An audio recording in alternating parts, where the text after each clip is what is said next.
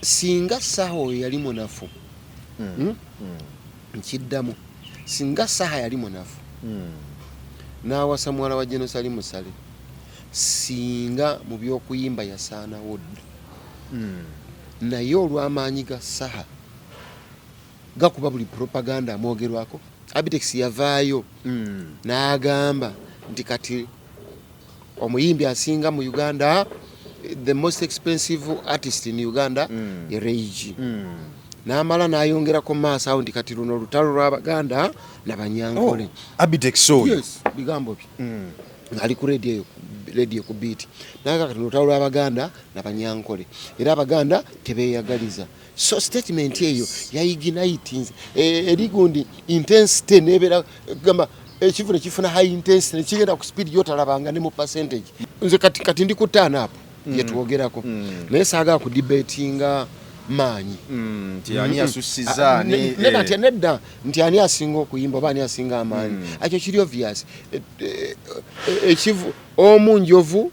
omulala Kagabi omulala Ngabi Kagabi tosobola era saaga na kidebatinga ku saane we yalikoledde mu State House. Yes, State House makagabwa president nenga president is a public servant eyo public State House n'ekisaawe ky'Ekkololo it's a ceremonial ground ate nga nakyo kya public abantu ba NRM abatawanyiza politics wa Wakiso yenna si kuba councillors abakyankalanya nagenda kuba nekwero si wano akaluya kakyankalanyiza tugenda jigulawo nino kuba kusazi owegomba member parliament wa East tebogerwako bwasitukanaga ngenda kubanduka gwe toyina mikono. Mwami Museveni mu polisi ya wangulu sijja kulya musayi gwa bannayuganda ekyatutwala mu struggle kubeera ne Kyagulanyi kufiirira nsi yaffe. gamba tojja kutuma muntu kuzikujjirayo. sijja kutuma muntu kuzinzigirayo. Atono byabakoma yategese kano yagenze muri kodi yensi yonna Ekitusibye mu nnaku bwe butakkiriza mututiitira mu omuntu wona ayogera amazima bajja kutta baffe batutte naffe tufiirire ensi yaffe. Kale toyanziza nnyo toyanzeege Geoffrey Mayanja yenze ndi wano olunaku lwaleero omulundi ogusookedde eddala kwembozi mu UG Sir Mathias Walukagga mulumba dduka ekibabu sabasaba gwe tulinaye olunaku olwaleero kwembozi mu UG lunaku lwa mukaaga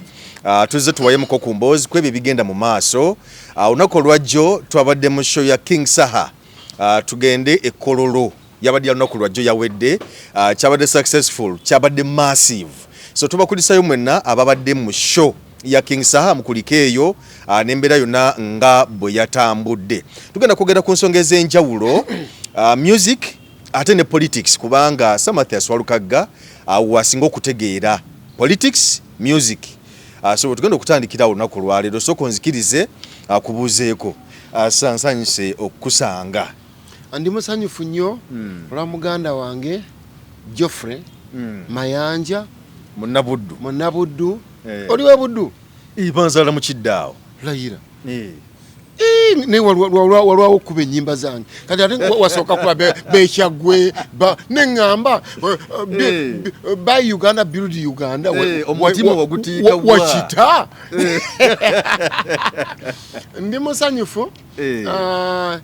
akana kanyomero kayitibwa emboozi mu UG. Yes, emboozi mu Uganda. Yes, emboozi mu Uganda. Ebweru tetugenda yonna tuwogera naye nga basically wano mu Uganda we tukola kubanga ne bwe tuba tuwogerako baba bavudde wano ne bagenda eri seza mboozi y'Abannayuganda okutwalizaamu era abawulira Oluganda. Yes. Nze Mathias mulumba Walukagga dduka ekibabu sabasaba meyo muwummuze wa Kyengera Town Council yasinga okukolera Kyengera Town Council. Yes. Eyo tuligenda kubanga mu bufunze na situla budget ya Kyengera Town Council isanga kawumbi kamune milioni 8 girese ku buwumbi ngegenda mu 5 ate ne sasa nga administration block ndese nzimbi ekizimbe kya offices nga 10 n'okusoba ndese nguzeewe emmotoka nga nnya pichipichi nyingi nnyo nengobe ekibba ttaka nengabe ebitaala mu byalo ne tusitwa n'omusaala gw'abakozi nga ba councillors bali bafuna allowances obusente butono nnyo nenga tuyita mu kuteesa mu mateeka tuyita mu kuteesa ne tuyisa n'ebintu bingi nnyo nga bye bursaries nyingi nnyo abaana ku universities mu primary nembeera nga nsobodde okukola ki nkoze ebintu bingi nnyo naawe mu Kyenga Town nentegeka emipiira mingi nnyo Mayors Cup badde ngitegeka buli mwaka era nga muvuddemu abasambi bangi nnyo abasambira kati mu masaza abaana bonna abasinga mu masaza abasambira mu Buddu abasinga bonna babadde awo Bajonga bangi nnyo n'abaana ne Katende babonna bawo Nabbingo bavaawo bagundi omwana asambira mu Kyaggwe captain ye Ziraba Roni bonna babadde awo wange ngera basamba mu tournament ye nga nze mbazudde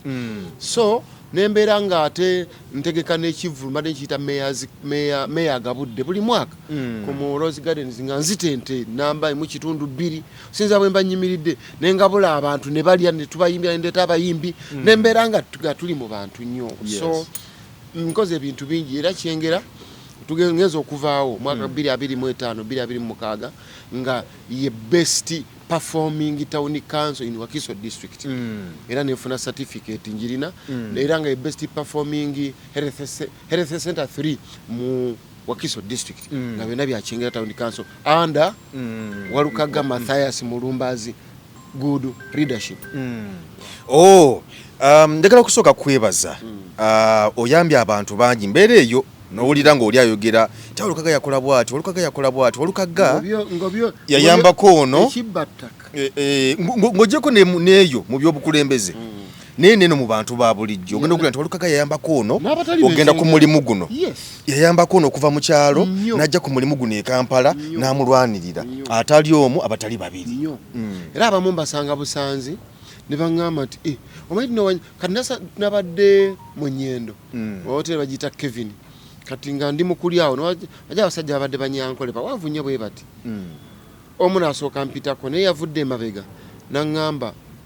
Mukama akuwa omukisa tusaba owangaala obeera ate mulamu naŋŋamba oli ampiseeko ate ono lwaki ye munne anjagaliza birungi naŋŋamba nsonga lwaki nkikugamba wasanga abaana bange mu Lubiri nga bava ku ssomero baali 4 n'obawa sente nti mugende mugula ebyokulya nga baana ba primary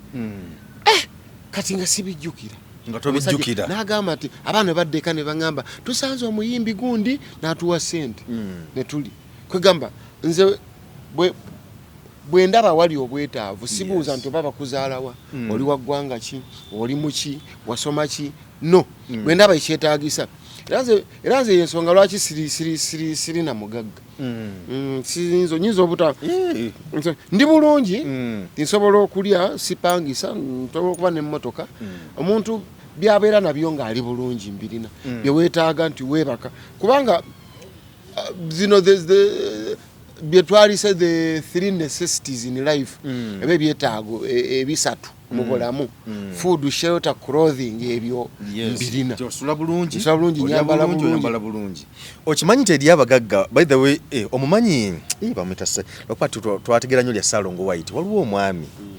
atera okwogera kumumanyiganye bulungi nnyo ayambala nnyo essaati enjeru n'empale enzirugavu tabivaamu mwami mukulu bamuyita Salongo banaye nnyo linziruseeko we Masaka naye ng'omumanyi bulungi nnyo by the way kamukulage wano waliwo kantu ke twakola wano kwe nalabiddeko ono oyo Salongo ye Zaalibala erinnya lye Zaalibala kajje wano nedda mulabe mutegedde Zaalibala babazaala wali ewaffe Rwanda Ekinyerere ewaka naye kati ffe twali bato nnyo bambi weyaviira ate nno twasomanga nali nsoma awo Kinyerere ku lusozi era nga omugagga nga alina sente oyo Zaalibala najja nakolako ne dipo y'omwenge wano Nalukolonga awo olaba awo Nalukolonga awaddasima orange ki awo yenna yali dipo ye famire yaabwe engagga era ye taata wono Kabanda gwolaba ono Kabanda John akitegedde nabo nomula gyali era bw'omulaba bwoti amufaananira ddala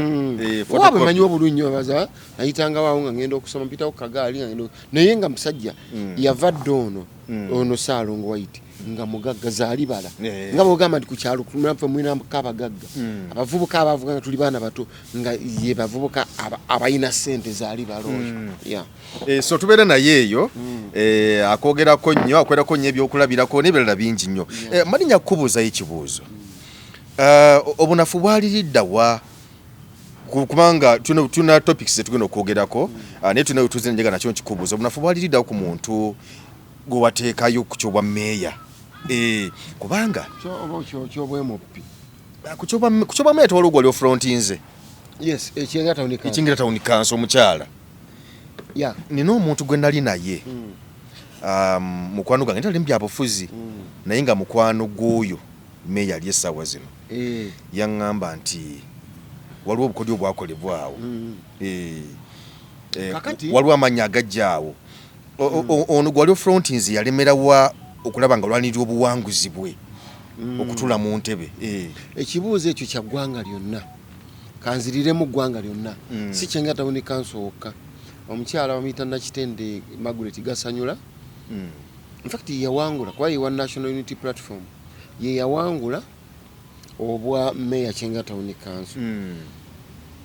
twakuŋŋaanya DR forms ng'ali mu bululu 907 aliyo okusinza ku DR forms watuzirina ate ye nga taweza na bululu 10 naye waliwo ekizibu kyamaanyi nnyo ewakisaawo mbudde obwo era mu kyenga tawuni kanso omwo kale nekyabala nja kutuuka nkyogereko naye bwanajjako mu wakisa omwo wajja kubaawo obuzibu nti mulimu abantu ba NRM abatawanyiza politics wa wakiso yenna si kuba councillors abakyankalanya nagenda kuba nekwero si wano akalulu yakakyankalanyiza nagenda kuba mayors yakakyankalanya so nga alina bakolagana nabo ku district aba security abaki nga ate bagamba mbu nkotinga bulungi bagamba mbu bapasolozaako abantu sente bwe basolozaako ono yalinga bboloka yagenda eri nga balangirira ono naye nga omukyalo oyo yakola ki ya petitioning era omusango gye giri mu kooti ginaba gitandisa okuwulirwa naye gyaba memba ba parliament teginaba kutuuka kuwulirwa teginaba ne gino gijja kumala giwulirwe tulina essuubi nti bwe zinaba kooti nga zikozesezza omanyi constitution eyo rather rule of law enfuga ey'amateeka rule of law ina principles naye emu ku principles zeyina zetambulirako waliwo kye tuyita independent court independent courts egamba nti judges do freely or free without government or any political control or interference nti balonzi balina kukola nga tebayingiriddwamu gavumenti yadde oba munnabyabufuzi yenna okubatataganya mu nkola yaabwe y'emirimu kola kino okuba essimu simanya abaavu bikibwa ebito tusoboye nti eno wansi abalamuzi nabo mu kutaasa ekitiibwa kyabwe twakkiriza obagaana tikati abantu essuubi lyebaweddemu mu makooti omuntu uli yagambanga nti gundi kakalidde sente zange ne muwabire mu kooti weekanga gwe awaabi ate oli yakulyaza amaanyi zakusingiddeyo kubanga ate alina ne zayongerayo era kyekiringa ne poliisi abantu tebakyawaaba abawoba batono abantu bagenze ebitongole ebyo bigenze abantu baggwamu essuubi ate abantu gyebanakoma okuggwamu essuubi gye basuubira obuyambi nga basangayo gye basuubira omutaasa nga basangayo mussi eggwanga ligenda kuvunda liggwewo mugenda kuba mutuzimbidde eggwanga erijja evundu ng'omuntu era ekyo kijja kuliidinga to mob justice ndi mulanzi nga bwe nayimba mu bakoowu nti abantu bajja kulekeraawo oli okugamba nti mayanja kankubya oluyika nga ne muwabire ku poliisi akwate bukwasa ate ye ejjambi ateme ng'agane bwe naawaaba tebajja kukola ki sijja kufuna bwenkanya so tetwagala ggwanga lituukaawo abalamuzi musaase nnyo school fees z'abazadde bammwe abaabaweerera abamu baali banaku naye abalamuzi abasinga musaidinze nnyo n'abantu abalina ssente, musaidinga nnyo n'ababbi b'ettaka, musaidinga ne ba criminals kubanga balina ssente ze baleeta ne mugamba olumu basaidinga ne gamba noogu. Nze kyendowooza nti ekintu kye bataakusomesa sisuubira nti lwaki obeera ojja n'okipracticing kyotaasoma kwegamba omulamuzi wasomako okunyigiriza oba obutabe oba abantu obutabawa bwenkanya olina bbawa bwenkanya. So kati nganze nagenda wano jjo bwe banzija ku baloti wakimanya banzija ku baloti nga ddala kkiriza obagaana ng'abalamuzi basaidinze busaidinze n'abalina ssente ne bana orders from above kubanga there is no you can challenge National Council for Education yekola ku byenjigiriza n'abamateeka balina law council bwe malo gamba law council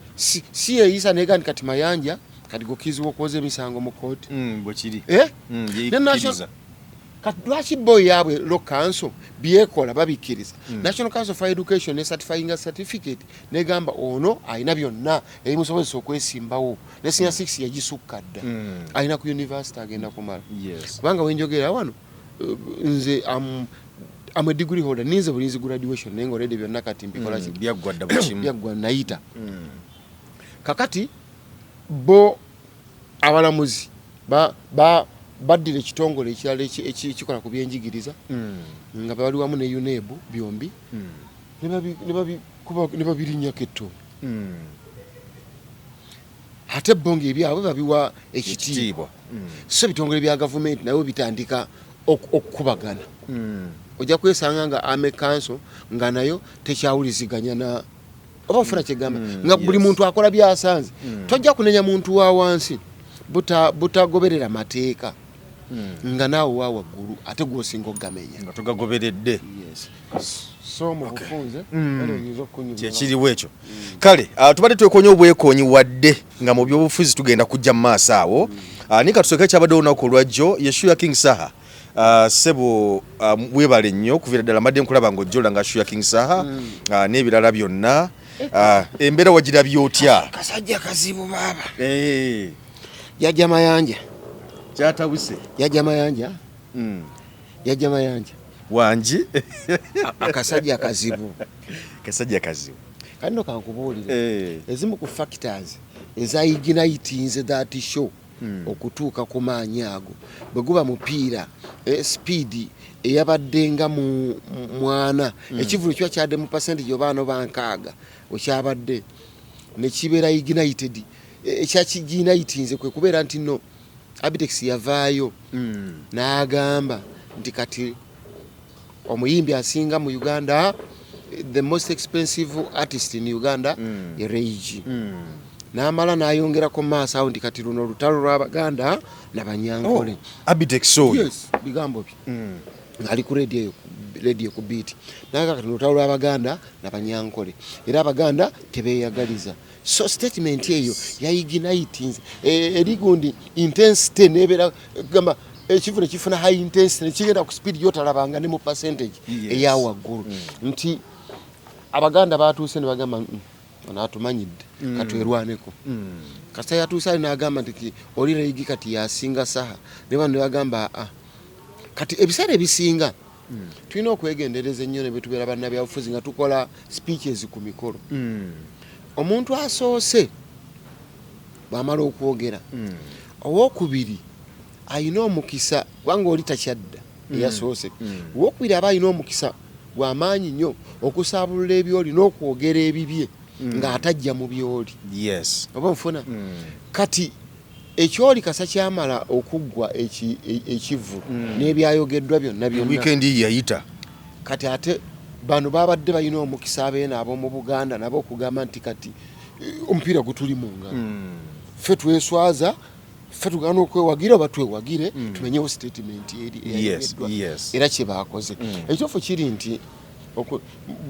nze kati ndi ku turn up yetwogerako naye saagala ku debatinga maanyi nti ani asusiza nedda nti ani asinga okuyimba oba ani asinga amaanyi ekyo kiri obvious ekivu omu njovu omulala kagabi tosobola era saagana kidibetingako ekyo kikyatwala obudde ekintu kisoboka reyo okujja maaso nayita ku saha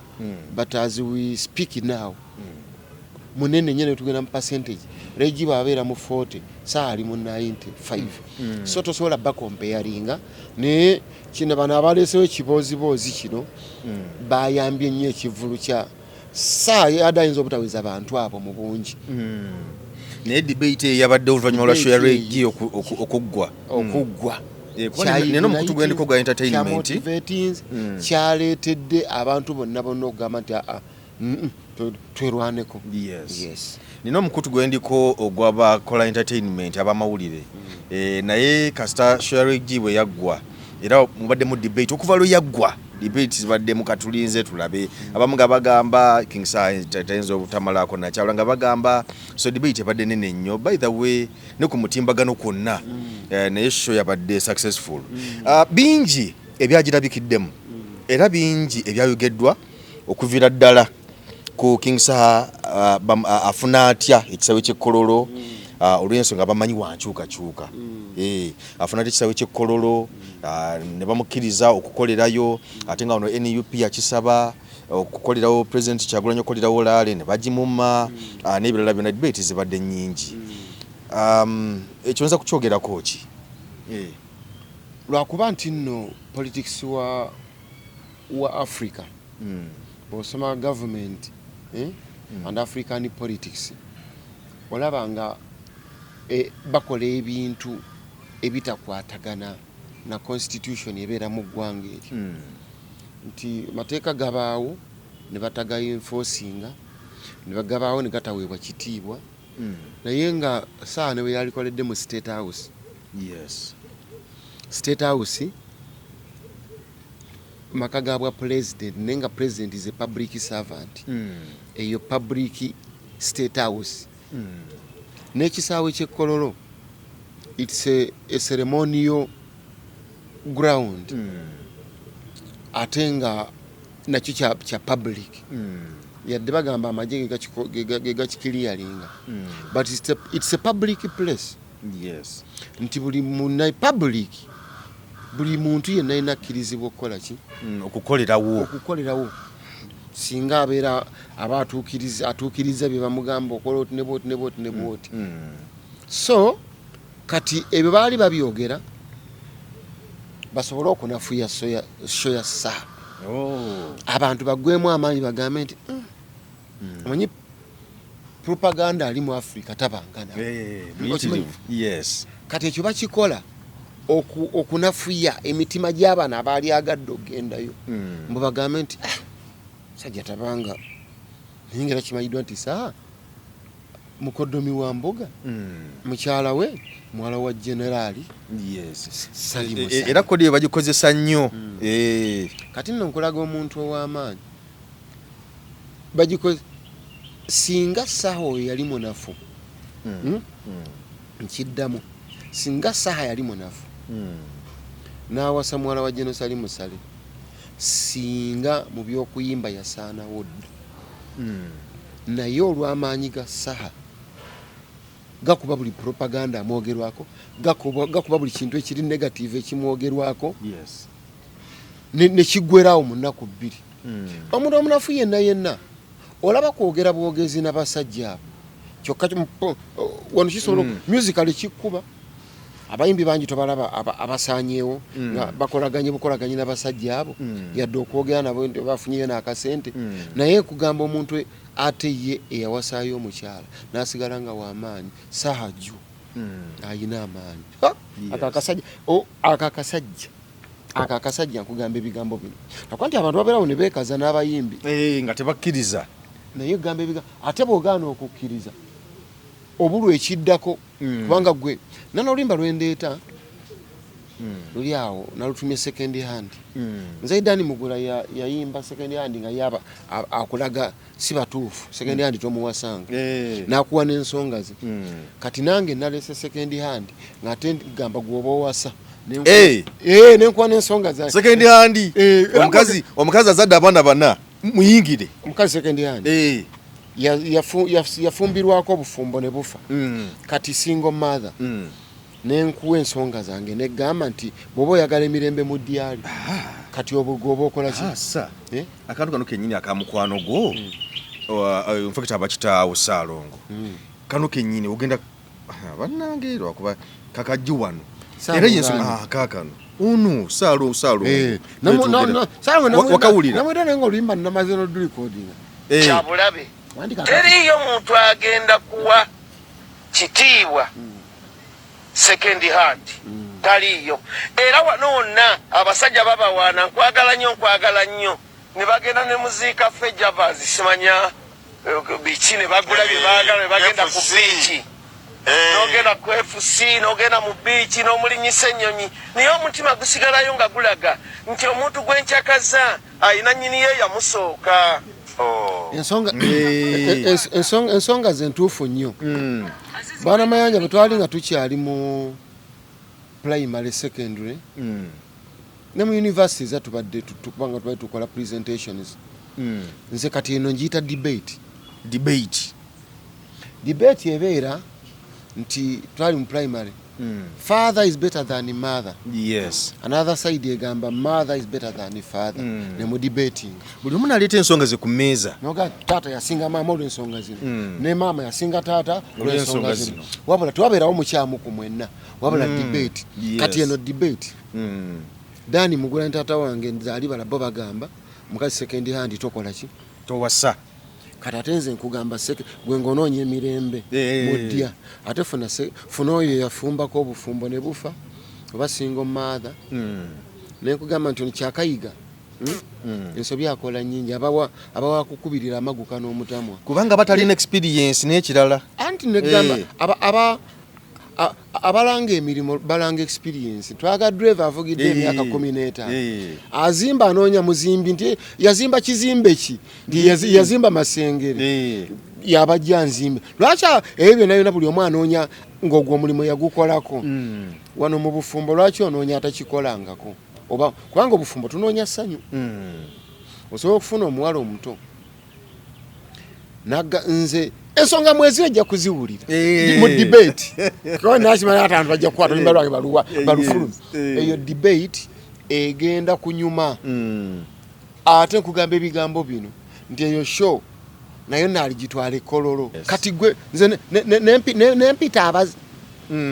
nempita bonna buli azaddeko ekololo awo bajaawo tebajaawo nempita buli yafumbirwako n'avaayo nga bali makamalala awo bajaawo tebajaawo nakwadde ensonga ze tugenze mu debate ezamwami Saalongo ntuufu nnyo bwadda wali nange bwenzira wano nange ndi mutuufu kati awo abasazi b'empaka basale ekyo debate ejja kubeerawo twagale katugaane era nga bulambi obufuzi wanuupu yagamba ekibiina ekituufu nowe FDC nagamba kikibiina ekituufu nakuwa n'ensonga ze nowe naremu nagamba wanuupu agatwaga bajja mbuyinza ebintu bibalemi bano bagamba tetuna gye tulaga tukoze nnyo naremu nagamba tetuna gye tulaga tukoze nnyo buli omu naawe nti ensonga ze kati edebate gye tulimu nze ngamba second hand anoonya emirembe nawandiise nno natudde bambi okusaaga natudde yali wange concert eddako ekololo oba nja kwewaggulamu ngende yadde esi waffe nnyo erugogo cricket oval kunoonyako awagaziko nja kunoonya awagaziko kubanga akatale yensindika oluyimba balwetaaga omanyi mu mwaka ogwo nalinaatandika omwaka ogwokusatu third year semester 1 nasoma strategic management course unit university kufa abakola bapa bachelor in public administration and management. So course unit strategic management. Oyina okubeera strategic when you're starting a business. Oyina okumanya wa gy'otandika business competition eri etya bagyetaaga kubanga osobola okutembeeya sikaati ku kyalo ky'abasajja. Yes. Onfuna bulungi oba n'ogenda otembeeya kabiriizi okumpi n'omuzikiti abasajja abasiramu tebakwatako ebizinesi ebyekusaza tewali strategic ng'ogitandika tewali strategic linda tewali strategic so mu bufunze akayimba kalinde katukalinde kakati Shoya King Saha eno of course era nga bwetwogedde bulungi Kololo it's a public place ne bwe yali badde akwede mu State House singa bakkiriziddwa abali mu State House tebali mu maka gaabwe nayo eyo State House ekulamu public servants bakozi b'abantu. Yes. Kubanga sigera okusinga obukulembeze bukyuka bonna bavaamu ajja kwa president yasalawo abaddamu yasalawo abaddamu era ne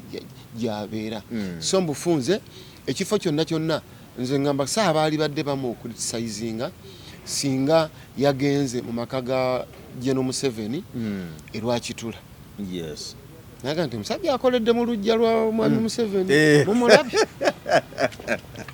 kubanga eri luli olujja mwami Museveni makage own property ye it's his own property his own home na yeno State House public house ne Kololo public ceremonial ground so bya gwanga. Yes. Okay. Amaanyi gano aga King Saha golowooza okusinga gavudde ku ki nga kubanga abayimbi bangi betulowooza nti banene wano naye nga Kololo eyo yinza omunywesa amazzi ojjukira Eddie Kenzo alinayo Eddie Kenzo Festival bobo ogijjukira okuyimba nayimba naye bwogerageranya festival ya Eddie Kenzo ate nga ebiseera Kenzo yali ayokya n'ebiseera bino oba ne Shoya King Saha nga bwe yabadde omuntu atalinako manyi gankyukakyuka asobola okukola ng'ekyo ekyakoleddwa olunaku lwajjo. Kali kankubuulire Mayi Mayanja tozanyisanga ekintu kyonna ekiri controversial wano nagenda nenkuba tulepuke. Yes. Mwami Samana nansiba ndowooza walaba ekyali mu ggwanga people sympathized with me. Buli muntu yenna yansaasira naye bambi asibye wakyo okitegedde era shoze nakola mbuddo mbakufuna Kololo nali mwabya tozanyisanga ekintu nga kizeemu abantu okugamba nti lwaki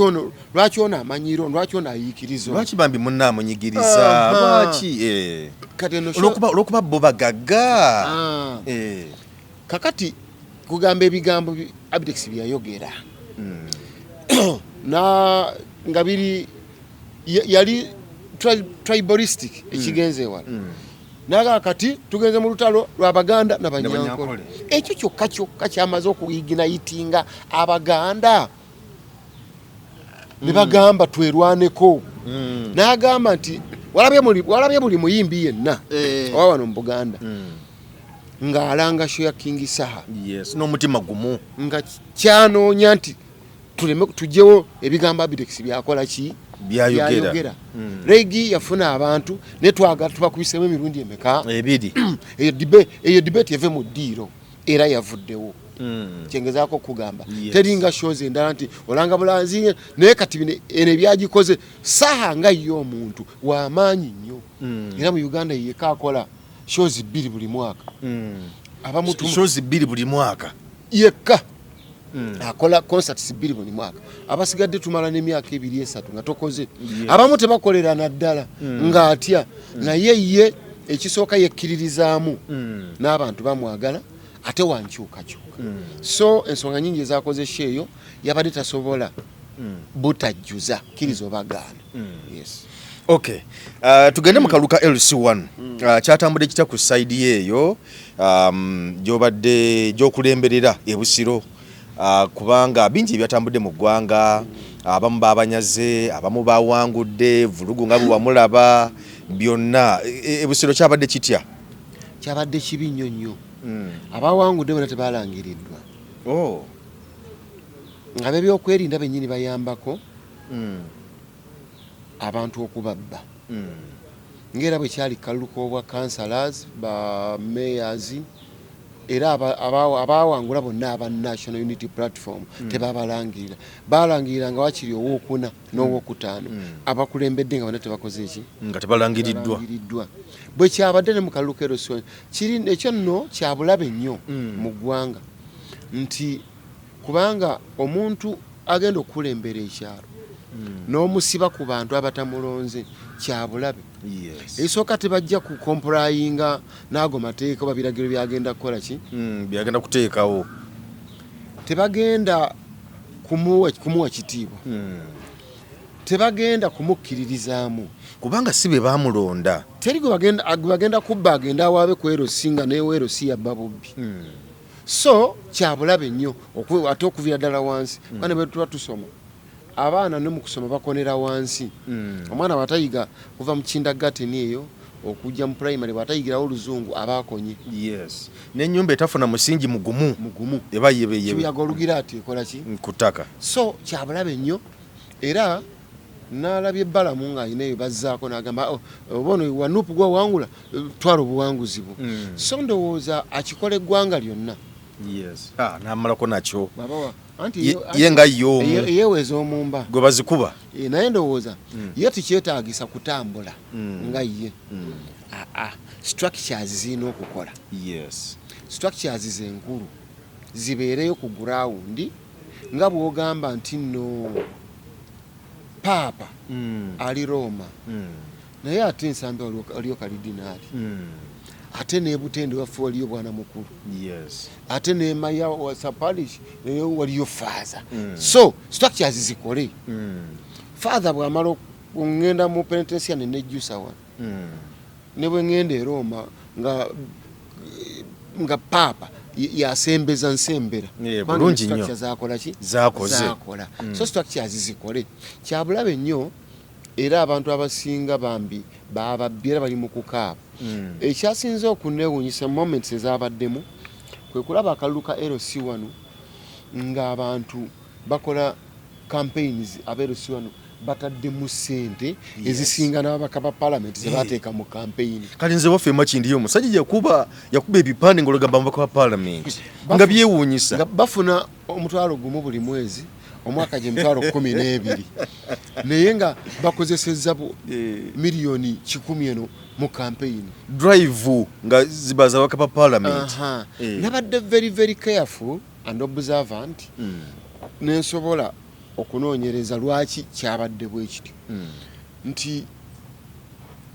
babuloka b'amataka bangi ku mulundi guno beesimbye ku bwero si wanu oba okubanga balina be baleese nga ye teyeesimbyewo nga buloka naye alina gwakoze eki gwaleese bwe banakwatagana lwaki nti babadde bagula ettaka eryo n'abamu okulibba nga basentebe bero si wano babatawaanya so kompe 10% okusayiningira tunoonya chairman neyeewulira aligaba agenzeeko ku biishi kati bano kyebavudde bajja babuloka ekintu bakyewambire stamp bagikole ki buloka ayagala stamp chairman ayita manji andi kati gwaja bagidde nga buloka yayina stamp yagula ettaka oba yabba ettaka ate yayina ki yalina stamp waddembe okujja n'alitwa n'asenda bw'ati ne tractor nga yeekoonerako ku ssaawa 12 stamp beppa ku ndagaano ku ssaawa 2 tractor nejja n'asenda bulungi oba ofuna kyenkugamba kyabulabe nnyo nnyo nnyo nnyo ekyo nakyo nti babuloka bayitiridde ekyokubiri abantu okola nga batadde nnyo nnyo nnyo nnyo omwoyo nnyo kuba buli jero si wano bagitwala nga kintu kyakusaaga munnange sentebe wera si wano naawe munnange kasita abasinga ebbula ly'emirimu kasita lyakyumuleetiize mu ggwanga abantu ne bakizuula nti wero si wano tulina bwe tubeera mu local government tugeze nga ku town council oba municipality oba kuki waliwo kituyita 25% nti omusolo oguva mu kitundu mwero si y'omusajja mayanja tugeze gwe chairman kati nalabye gundi ono ono gwe bagyemu amannya ani gundi Nobert Event kati si chairman chairman mulamba kakati mu kitundu kye LCA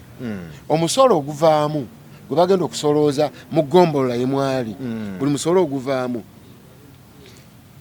bamuddizaako 25% mu ggombolola y'Emakindi awo tugeza singa ggombolola evaamu omusolo gwa miliyoni 3 ne zigenda mu central government ne zidda ku town council ziva mu central government ne zikomawo mu local government eringa decentralization nti eri central government transferringa obuyinza ne buwako local government era nga bakkirizibwa okoperatinga independently but with supervision of the central government balina okuba supervised by the central government gye baripotinga kakati nkugeza nti Nobert mu LC muvuddemu miliyoni bimeka 3 kati buli miliyoni gwe dira 25% eve ku 3 size miliyoni 7.5 ezo zigenda wa Ssentebe chairman w'ekyalo buli mwaka nga zikola ki zikulaakulanya ekitundu ekyo naye ba Ssentebe osanga tekuli n'omu yagula yadde girasi yadde tenti yadde sefuliya sente ezo zakulaakulanya byalo era naawe banaatuukawo bana bagenda batambula babbala mu baani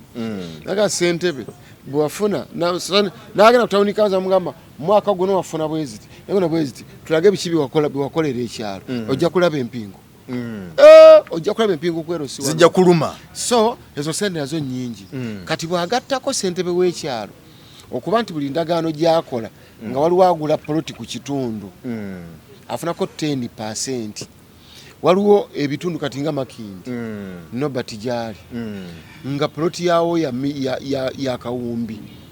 poloti ya Kawumbi afunako miliyoni 10 anti 10%. olaba omulimu oguli awo abasajja abadde balina okufiirawo nnyo otegedde abasinga kadde beebuuza lwaki Bassentebe b'ebyalo bafiirawo kati nkulaga enfuna gye bafuna era Bassentebe b'ebyalo bavuga emmoroka mpi okusinga Bassentebe b'amagombo ne Bassentebe ba district kubanga gwe nze Ssentebe w'eggombolola tugeze meeya si sayininga ku ndagaano nga eri batunda kyokka ate emisango bebalo batabukako eri ne bagireeta ate gyendi ate mbatabaganye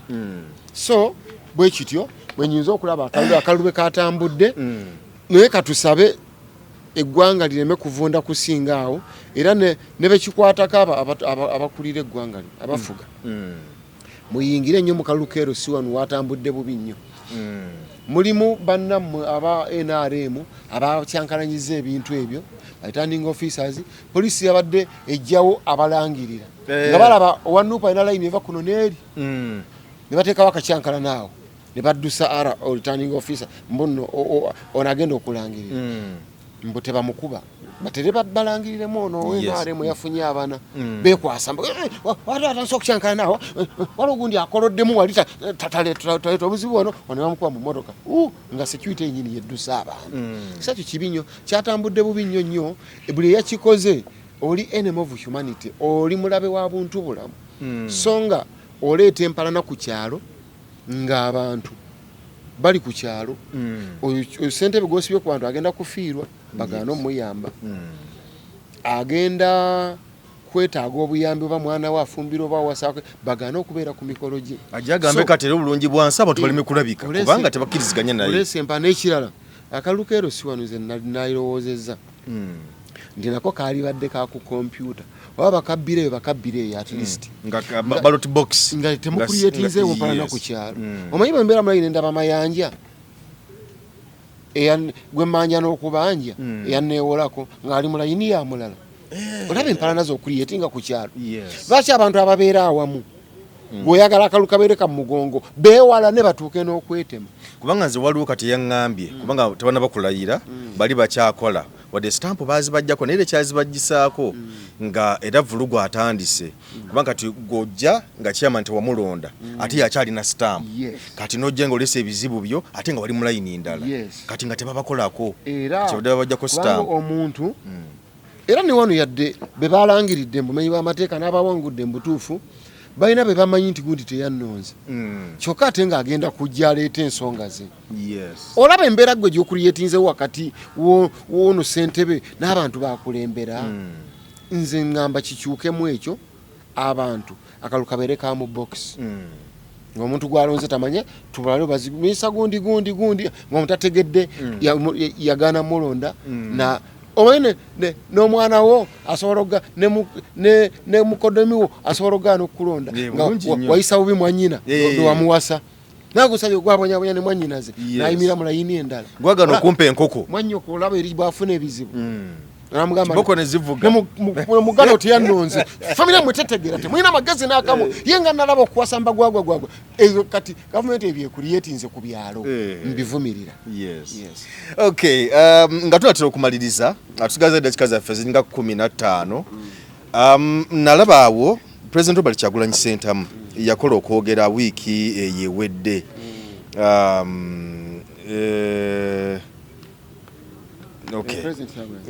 kakati n'ategeeza n'agamba nti ekimu ku ebyo yali ku interview emu n'agamba nti okusomoozebwa NUP kwe yafuna okumu ku ebyo mu kulonda wadde yatwawangula naye okusomoozebwa kwe twafuna ku kw'abakulembeze abaali besimbye ku baka ba Parliament nti balemerera okutunuulira ekigendererwa ekinene ekyokujja ku Mime 7 bo ne batunuulira bo ekyokufuna obubaka bwa Parliament. Kati naga nti amaanyi bo bagateekaawo okusinga gateeka ku kigendererwa ekinene ga nti obwo nabwo bwali bunafu side awo. Mwami Mayanja siroza ni mukama wange yakyogera bw'atyo naye kati njagala kubuuza ekibuuzo Mayanja tugendeko katwano katono nnyo. Mayanja weesimbye ku baka bwa Parliament ekigendererwa ekisooka olina kusooka kumakinga sure nti obuwangula kyekisookerwako kubanga weesimbyewo. Yes, era teweesimbawo kugwa olina kusooka kubanga okikola ki ng'okirwanirira ekyo. Naye njagala kubuuza Mwami Mayanja abaka ba Parliament abo kati gwe weesimbyewo Mayanja Makindye West Makindye West oba Masaka Masaka kale Bukoto East kuba ndi mu Bukoto East yawo kakati n'owangula obwemupi ne bakulangirira kati bamala okukulangira kati mbulira Mwami Mayanja kimpeemu ku magezi nze sinaba kukitegeera muli bagezi nnyo okwana ku Radio Sapiensia radio ya Kalidinaali mbuliramu Mwami Museveni awo tuba tumuggyako tutya kimpeemu twesimbyewo mmaze okuwangula kati mbuliramu enkeera avaako atya Mayanja mbuliramu nekibuulire emikwano gyange bamuggyeko akalunga anoonyeza nkawangudde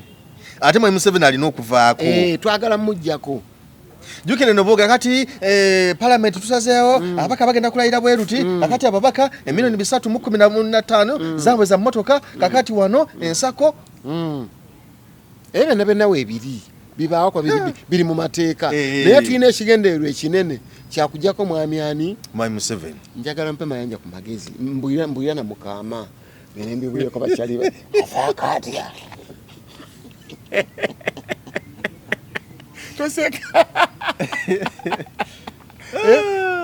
bizibu so olutalo lw'okujja nakyemalira mu buyinza it's a gradual process. It's not a 1 week, a 1 month, a 1 year exercise that you're going to wake up ogamenti kusawa munana let him be overthrown from power. Yes. Tekisoboka. Katate osasira fe tetuyina mundu. Abo NUP.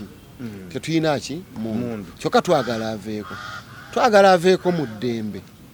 nga tewaliiwo na kuyiwa musaayi kubanga wakati mu kuvaako nga sina ddembe abantu bangi ababa bagenda okufa ate nga abagenda okufa be mwetaaga okukulembera so twetaaga peaceful transition obukulembeze bukyuke mu ddembe era nebaza nnyo President wange Robert Kyagulanyi Ssentamu olwa decision gye yakola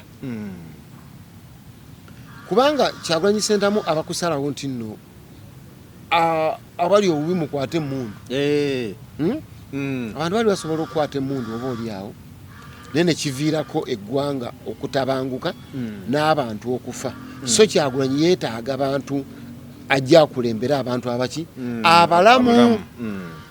era nalabye mwami Ssemujju Nganda ng'agamba nti twalwawo okutegeera mwami Kyagulanyi kye yali agamba yalengeera wala yatusooka okulaba ffe twalowoozanga kubanga abantu bangi abaava emabega awo rediyo zonna kibadde ku marediyo nga buli political show eyo talk shows eza politics kati eyagamba nti ayaga fuga ggwanga yadduka naffe batusanga wano by the way mwami Honorable Munyagwa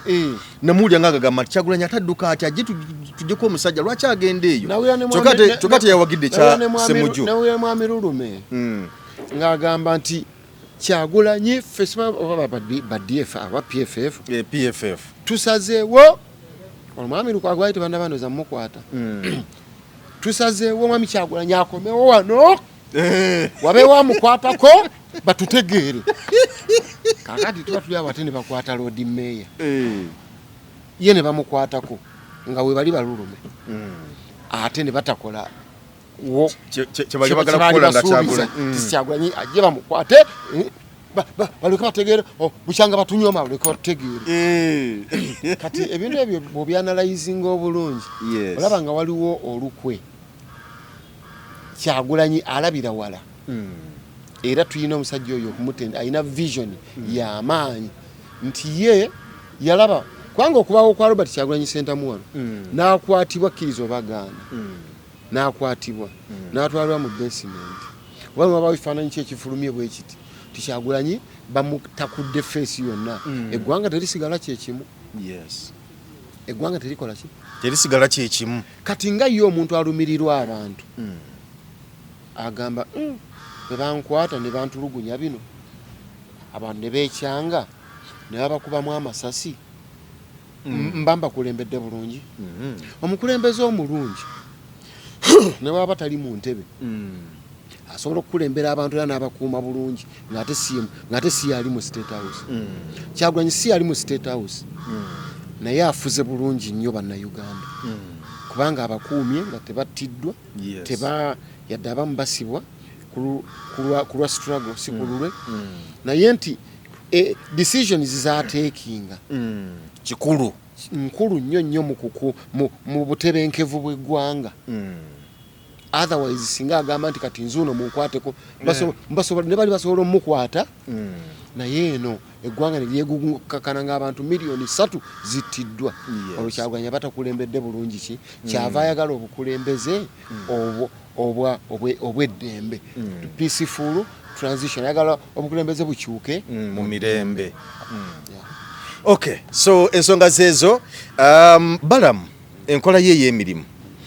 tulaba nti nno of course baali batambula bonna ne state minister omukyala Nameere naye obuzibu batuuka ku butaka e Masaka tune bitabukamukko kugirayo bati nga baawukanye enkola ye ey'emirimu badde mu local government enkola ye ey'emirimu ngeri gyagikolamu kuba twamukonyeko wali naye enkola ye kati ey'emirimu nga bw'ogiraba ddala yegwanidde oba kyakola kikyamu Balamu kyakola oba kikyamu oba kituufu naye ali mu manifesto ya National Unity Platform yali mu kutuukiriza genda osome manifesto ya NUP eya Uganda empya ebyo nojja kubisanga n'oluyimba president yantuma Kyagulanyi nduyimba oba gwegenda owize oluyimba lwange Uganda empya wetuva wano teekako YouTube sako Uganda empya by Mathias Walukagga ebyo byonna enfuga y'amateeka obubbi bwena twabiyimbako ne mugundi manifesto yaffe mu ebiri so bwe twabyogeranga nga bagamba nti bano wala tebaagala gavumenti bano bo balina bukyayi ku muntu basiga gavumenti ekifaananyi ekibi bapeintinga ekifaananyi ekibi eri gavumenti ne tubagamba nti sente z'emyoga abazitwala ba NRM bwe zigenda kubya ojja kusanga basentebe baani ba RDC baani bebazitwala ero situ ba government bebazikola ki bebazirya so za kusitula munako Balamu bwe yasomye obulungi manifesto ya National Unity Platform n'agenda gi-implementing nga bye tubadde twogera n'ebirimu byasanze ku ground. Balamu ali mu kutuukiriza manifesto ya NUP butereevu toyina boyinza kuŋŋa nti Balamu ali mu kukolera gavumenti ng'ate ali mu gavumenti gy'amanyi nti enyigiriza Mayanja bw'oba tonnaba kutukulangira n'ogamba nti kati obubbi mbuvuddemu abantu balina bayinza kwesiga ng'obagamba nti mumpe obuyinza mbakwatira ababbi bakumanyi gwe eribbi ku kyalo ate obagamba oba chairman nzize mbakwate Balamu alina kusooka kugamba nti gavumenti bw'eba enyigiriza abantu nze ngivuddemu sikolera NRM yali badde specific n'agamba nti nze siri wa NRM wabula ndi wa PLU kubanga PLU tennaba kujja muki mu buyinza era tetusobola gamba nti PLU enyigiriza abaki abantu buyinza wabula ate ne benyigiriza ate PLU nakyo ndabye kikola mu bumenyi bw'amateeka kubanga atali mu buyinza ojjawo obuyinza obunyigiriza abalala n'okubatuuka okubagamba nti kati gwe bakusibe nono bakole ki byonna byonna twetaaga okuddayo ku nkola y'amateeka rule of law principles eza rule of law tulina okuzikola ki okuzigoberera tulina ozigenderako so mu bufunze nze ndowooza Balamu kyakola ekyo kiina kukyuka bukyusi byali mu local government akwata ba technocrats akwata engineer akwata cow akwata ani na bali government ina kukyusa ba parliament etuyambe ekyuse obuyinza bubeere nga ba signatories among the signatories kuliko ba elected leaders abalonde omanyi nti meya tasayininga ku sente walabyeyo omukulembeze omulonde Balamu gwakutte tanakwata kuba kulembeze balonda ali kuba technical abantu badda ku kyalo kuli ne balonda omukulembeze waabwe Mathias Walukagga gwe meya waffe kyokka ate kituuka ku sente talinaako tasayininga ku sente tamanya zizze tamanya bazisipendinze wabula ogugwe kuyisa police police maker tolina sente yonna gy'osayingako nti kati nonjikirize fulume tolina wabula obeera police maker mumuyisa buyisa namugamba nti kati twagala mukole kino omwaka tuzimbe ekizimbe kino tukole nekino kigire bwe kiti kati ebyo goyina kulondola bulondoozi bye mwayisa biteekeddwa mu nkola naye olw'okuba nti nno sente olumu zijja n'okujja nga totegedde nti zazze bikulema okulondoolako by'olondola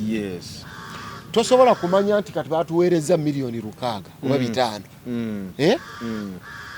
gw'olaba bulabi notification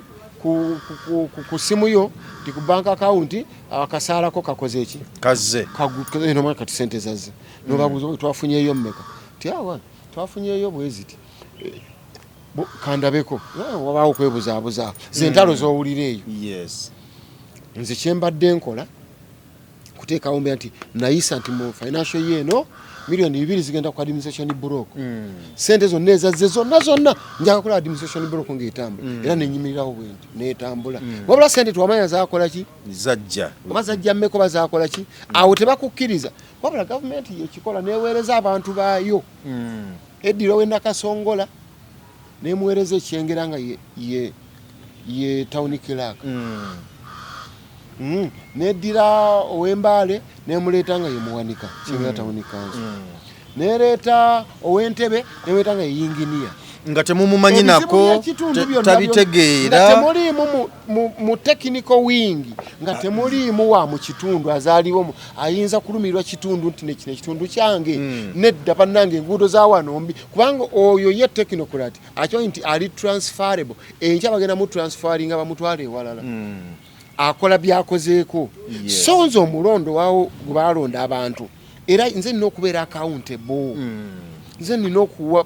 public accountability nze nina ogiwa kubanga ffe abakulondera gugwe tutunuulira twakulonda sebo ekkubo lino nga bbi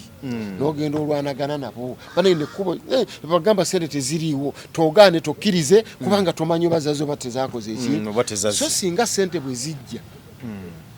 nga meeya wazze bisatu okuvayo ku akawunti meeya olina okuba nga osayininzeeko netawunikira akanasayiningako n'omuwanika bantu basatu era ne mu kuzikozesa nobeera paati ku zo ate ogwe obeera mukama waabwe ali ku tawuni kanso bwe kiri gwoba mukama waabwe ku district ssentebe wa district yaba mukama wa kaawo bonna bonna abaliwo naye ate kaawo yasasula ate ssentebe wa district kyokka ng'atonda ye mukama we oba ofuna kyegamba so biringa bintu biri awo bya makwekansaamu olina obuyinza eyes on hands off amaaso galabako naye nga tezikirizibwa kukola kukwatako so ekyo singa kikyuka tumanya ti Mayanja gwe twalonda gwe meeya waffe buli oluguudo lwaki sirukole oba ne ansa kubanga osayiningako omanya ezazze na mukimu kyonna mwanya tulinako kati tetulinaawo era nabandoso bamanya nti bannange omwezi ogujja ezinajja ngenda kukolamu oluguudo olwo kubanga ozimanyi ogenda zisayiningako naye zotamanyi onozisayiningako oba nfuna wali obuzibu bwonna balamu waava gyava eno emabega gyaloza nti kati akutta abaawano aleka kyeyongedde bweyongezi kiringa kulima olumbu guno n'olima ng'olubikka bwoti n'oyongera mu maaso ogenda okutuuka eri wiiki ejja ng'eno ate lumeze olumanga nawo ekikulu kyakumalirawo ddala lumbugu olumbugu olwo lulina kuggwawo lutya nga ba elected leaders political leaders abali elected nga nabo bagetinze involved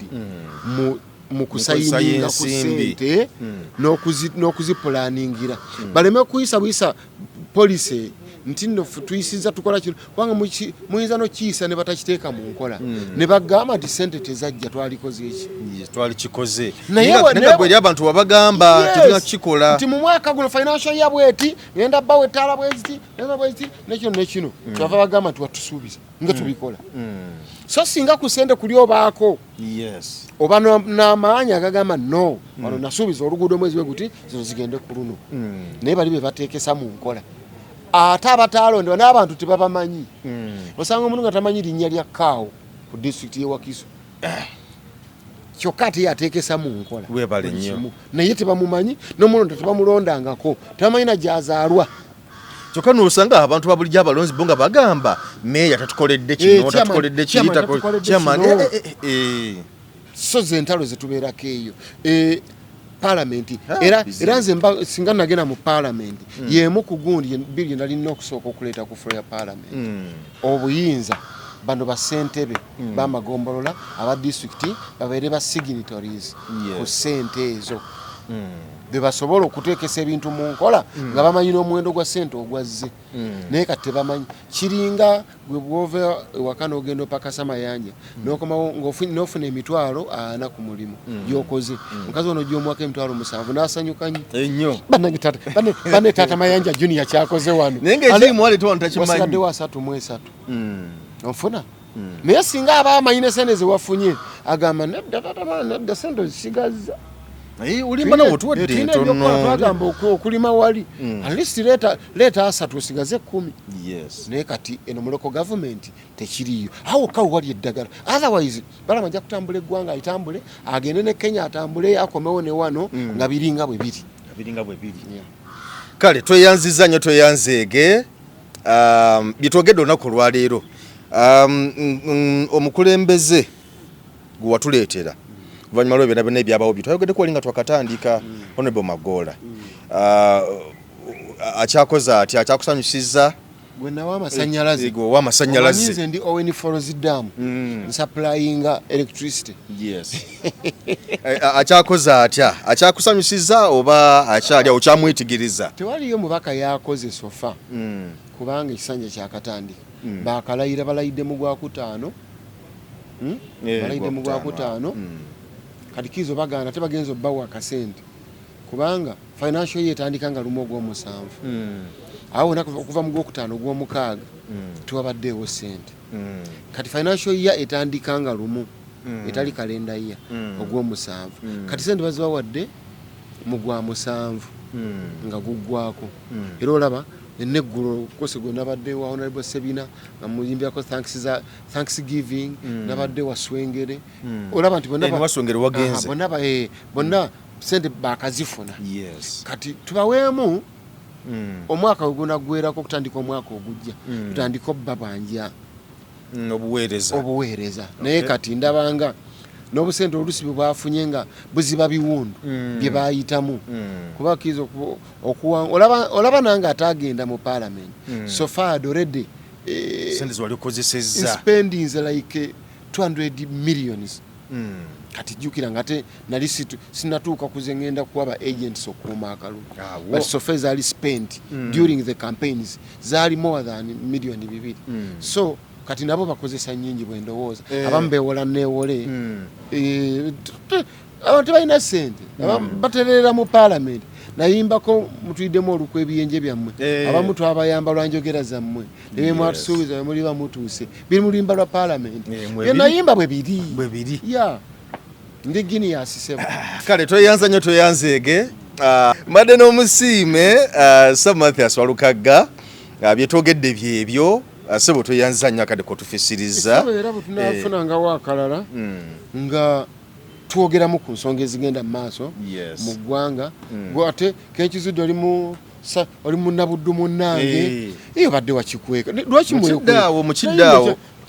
singa waŋŋamba dde nyewe nayimbira ekyatusomosa Lwera mu bagagga b'e Buddu nali nnyinza okubula we nkuteeka omwavu n'omunyiga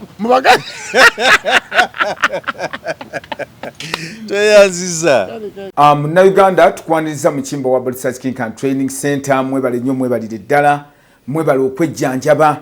endwadde nnyingi nnyo ezitawaanya abantu omwaka guno ng'abakimbo wa Research King and Training Center twabaleetera ebintu bingi nnyo tuyina ebyuma ng'oli abadde nti n'amagulu galuma omugongo guluma oli agamba mbuno sisitimu y'amagumba gange tegatambula bulungi nnyo omwami nti n'amaanyi gakendeera sikyatambula bulungi nnyo mu kisenge enseke zange zazibikira nfuyisa mulimu kabayina obuzibu bwa prostate ennaku zino abasinga obungi mulimu kabayina sukaali olina abeera ne sukaali type 1 oba olusi type 2 mulimu ko sukaali ya controlling bwa mangu tulina sabbuuni ono wabeeru mulungi ddala era wa tamalik mmwe n'abayinako kenkovu abantu bw'obeera nga mweru kigenderere nnyo bw'obeera nga oli mweru osobola okubeera nti n'okoseza kano bw'obeera nga oli muddugavu osobola okukozesa oyiro waffe ono nabeera nga akuyambye tulina ekyogo ky'emikisa ekyo kisobola kuvaawo nga sikyogeddeeko abantu abatawanyizibwa nti no siweebwa siganja abagadde family planning ey'ekiganda abayina pressure abayina sukaali naye ekyogo ky'emikisa gwe wenna nti siweebwa obulamu bwange bwonna bubadde mu bbato ngenza okusaba emirimu ngezezaako okwagala okugenda ebweru byonna byagaana jangu otutuukirire ng'abakimbo wa Research King and Training Center wetuli ewakaliga tuli wano Mengo opposite Lubiri SS bw'ova ku Lubiri SS obanga aserengeta ku katono awo boyisa kusoti TV ejja kubanga otulaba kulemeddeko ebintu byo byete bulungi ng'erigenda eddamba omulanzi Jafari Senkubuge omukama Katonda gwe yatululako amaanyi ag'ekisalaziba nga gwalina ebirooto eby'omuddiringanwa by'otategeera va mu kwesumagga dduka za wakayiba ku lusozi Lusaali mu Kyaggwe omulanzi Jafari akunnyonnyola akawonvu n'akagga ate ng'okukukebera kwa bwereere kubanga naye ekirabo omukama teyakimusabaako yadde ennusu naawe alina ebizibu nga biva ku majini emizimu embeera embi eya buli ngeri mutwalire omugugu gwa kutikkule gwe weefunira oluserese tokkalire obubaka buno nga bukukutteko kwatalidda mukono wa ntono oviremu ku siteegi y'e Nakisunga aba bodaboda bakutuuse nga gwava e Kampala ne bw'okwata eryato ku mwalo Eggaba ne likugobya ekisinsa oba ebule n'obuuza aba bodaboda ojja kuba butoola n'omulanzi Jafari oyinza n'okusooka okumanya ebikukwatako nga tonnagendayo ku bwereere ng'oweereza ekirooto kyo ku nnamba gy'olaba oyinza n'okukuba ku ssimu eno endala awo omulanzi Jafari Senkubuge ye n'oba ng'omukwasizza kibyago kuserengeta mu Kulubagga.